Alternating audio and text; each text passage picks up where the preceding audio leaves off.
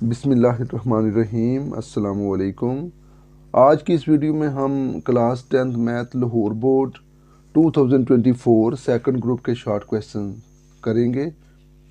हमारा क्वेश्चन 2 है जो लाहौर बोर्ड में शॉर्ट क्वेश्चन के तौर पर पहला पार्ट जो है गिव शॉर्ट आंसर। हमें पहला पार्ट दिया गया सॉल्व बाय फैक्टराइजेशन के एक क्वेश्चन है 3y2 is equal to y2 minus 5y। इसको आपने फैक्टराइजेशन के अमल से हल करना है। तो देखें y2 जो है यहाँ प्लस है, इसको इधर ले जाएं तो 3y2 माइनस y2 हो जाएगा, उधर माइनस y 5y उसी तरह मौजूद रहेगा। 3y2 में से एक y2 निकालें अगर तो 2y2 आ जाता है, तो माइनस 5y भी इधर ले आएँ तो ये प्लस 5y हो जाएगा इज इक्वल टू 0 हो जाएगा, क्योंकि इधर तो कुछ भी नहीं बचेगा। अब इन दोनों में कॉमन देखें, 2y2 प्लस 5y में जो कॉमन है वो सिर्फ y होगा। ठीक हो गया। तो अब y अगर कॉमन ले लें तो 2y एक y कॉमन चला गया हुआ है तो सिर्फ एक y आएगा, प्लस 5 लिखेंगे, इसके साथ जो y है वो कॉमन चला गया वो नहीं लिखेंगे। अब देखें हमारे पास दो रकमें बन गई, एक है y और एक है 2y प्लस 5, और ये दोनों रकमें जो हैं वो इक्वल टू 0 हैं।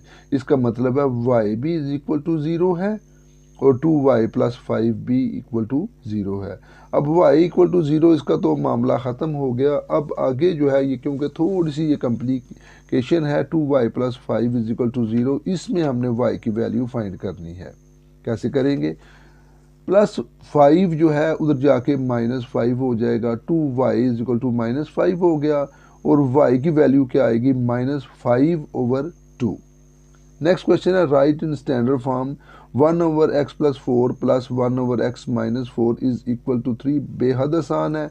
अब पहले आपने ये लेफ्ट हैंड साइड ये जो है इसको हल कर लें, इसका एलसीएम ले लें, x प्लस 4 और x माइनस 4, ये एलसीएम आ गया।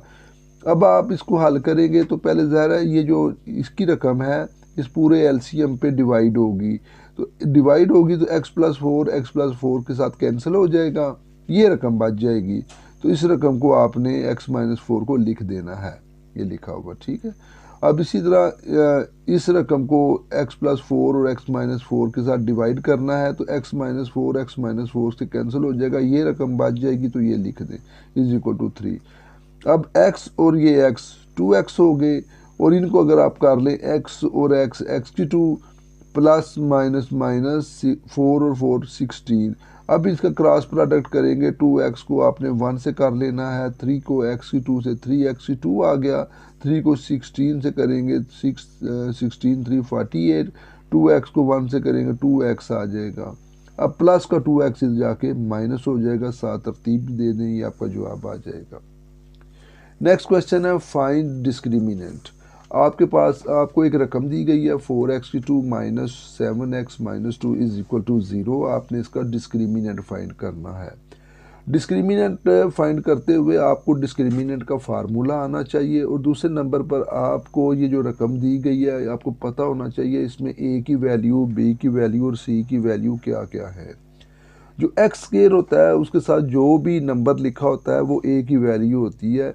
अगर नंबर ना लिखा हो उसके साथ तो फिर ज़ाहिर है वो सिर्फ एक्स स्केयर होगा, तो ए की वैल्यू 1 होगी। तो लेकिन यहाँ पर एक्स स्केयर के साथ 4 लिखा हुआ, तो ए की वैल्यू 4 आ गई, एक्स की वैल्यू जो है वो -7 हो जाएगी, और ये -2 सी की वैल्यू हो जाएगी। ठीक हो गया। ये जो एक्स वाली वैल्यू है इसको हम बी कहते हैं। डिस्क्रिमिनेंट का formula B square minus 4ac। Simple इनकी वैल्यूज़ लगानी है। बी स्केयर, बी की वैल्यू -7 है, -7 का स्केयर -4, ए की वैल्यू 4 है, 4 लगाएं, सी की वैल्यू -2 लगाएं। अब -7 को कैलकुलेटर से स्केयर ले, -7 मल्टीप्लाई बाय -7 49। इनको कैलकुलेटर के साथ इसी तरह बिल्कुल मल्टीप्लाई कर लें, लिखे -4 multiply by 4 multiply by -2 plus 32 आ जाएगा। तो इन दोनों को प्लस कर लें, आपका जवाब 81 आएगा। नेक्स्ट क्वेश्चन बहुत ही इंपॉर्टेंट है, evaluate omega 37 plus omega 38 minus 5। देखिए ओमेगा की वैल्यूज जो होती हैं 3 के टेबल में आने वाली, उन्हें आपने हल करना होता है। क्योंकि ओमेगा 3 की वैल्यू 1 होती है, तो अगर आपके पास 3 के टेबल में वैल्यू नहीं आ रही तो फिर सवाल को करना थोड़ा सा मुश्किल हो जाता है। इसलिए ओमेगा 37 दिया गया ना, आप इसको 36 में कन्वर्ट कर दें, लेकिन है तो 37, इसलिए एक ओमेगा साथ आ जाएगा। अब देखें ना, 36 और एक ओमेगा 37 ही बनेंगे, तो सवाल में तो फ़र्क नहीं ना डालते। अब 38 है, इसको भी ओमेगा 36 किया और साथ ओमेगा 2 लिख दिया कि 36 और 2 38। हमने 36 क्यों लिखा, ये 3 के टेबल में आ जाएगा, 3 की 12 इसका बन जाएगा, और ओमेगा की 3 की वैल्यू 1 लिख सकते हैं हम। वैसे तो हम ओमेगा की 3 की वैल्यू नहीं पुट कर सकते, -5। अब देखें उसी तरह जैसे मैंने पहले कहा, ये 36 ओमेगा 3 की 12 हो गया, ये साथ ओमेगा प्लस ये भी उसी तरह ओमेगा, ये अब 12 3 36 हो गया, ओमेगा 2 उसी तरह -5।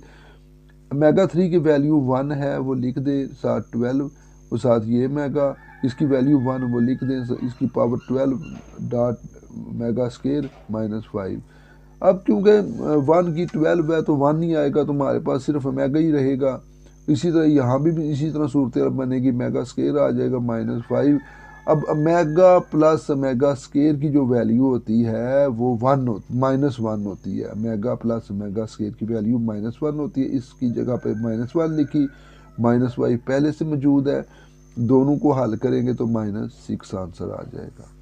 अब अगला क्वेश्चन है हमारे पास, राइट क्वाड्रेटिक इक्वेशन लिखनी है विद रूट्स। ये आपके पास दो रकमें दी गई हैं, -1 और -7। कहता है इनको इस्तेमाल करके आप एक क्वाड्रेटिक यानी दो दर्जी मसावात लिखें। तो पहले दो दर्जी मसावात लिखने का तरीका बेहतरीन ये है कि रूट्स को प्लस कर लें और मल्टीप्लाई कर लें और उनको फिर उनकी वैल्यूज़ पुट कर दें। देखें एस से मुराद सम है, -1 प्लस -7 -8 आएगा। प्रोडक्ट भी करना है, -1 मल्टीप्लाई बाय -7 प्लस 7 आ जाएगा। अब जनरल इक्वेशन जो होती है वो x square minus S x plus P is equal to 0 है। एस की वैल्यू लिख देंगे 8 है।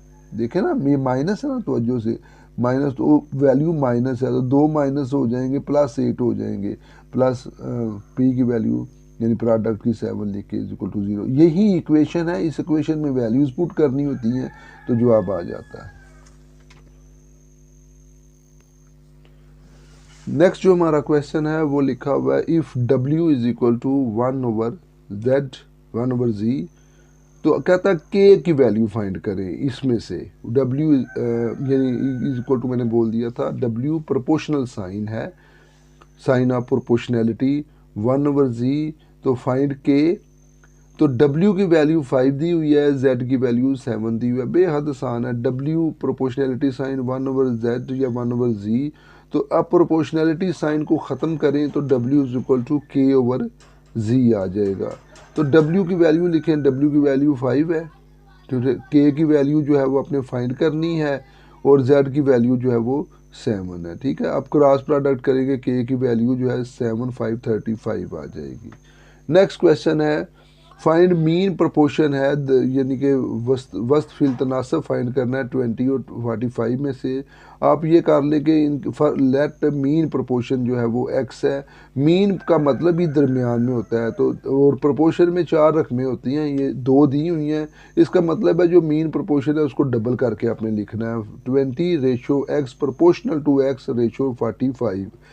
अब ज़रा बाहर वाली रकम को बाहर वाली रकम के साथ मल्टीप्लाई करते हैं, अंदर वाली रकम को अंदर वाली रकम के साथ मल्टीप्लाई करते हैं। तो x को x से मल्टीप्लाई किया, 20 को 45 से किया, x को x से मल्टीप्लाई करेंगे, x की 2 आएगा।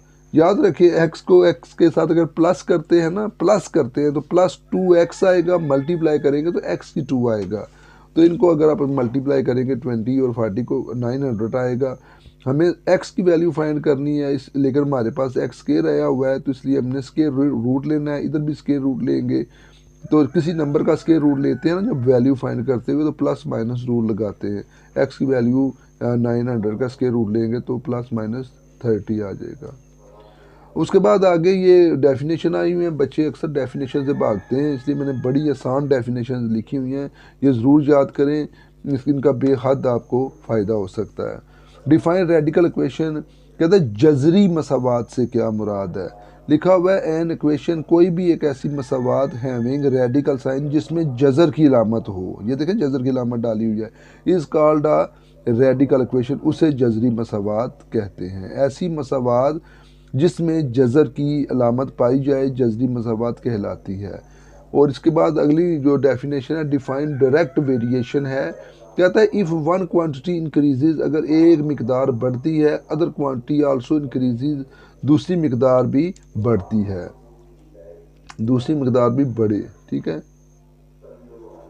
ठीक। और इफ़ वन क्वांटिटी डिक्रीजेज, अगर एक क्वांटिटी डिक्रीज हो तो दूसरी भी डिक्रीज हो, this relation is called direct variation, इसको हम डायरेक्ट वेरिएशन कहेंगे। यानी किसी ताल्लुक में अगर एक मिकदार बढ़ती है दूसरी भी उसी तसलसल से बढ़े, अगर एक मिकदार कम होती है दूसरी भी उसी तसलसल से कम हो, तो ऐसे ताल्लुक को तनासब रास्त कहते हैं।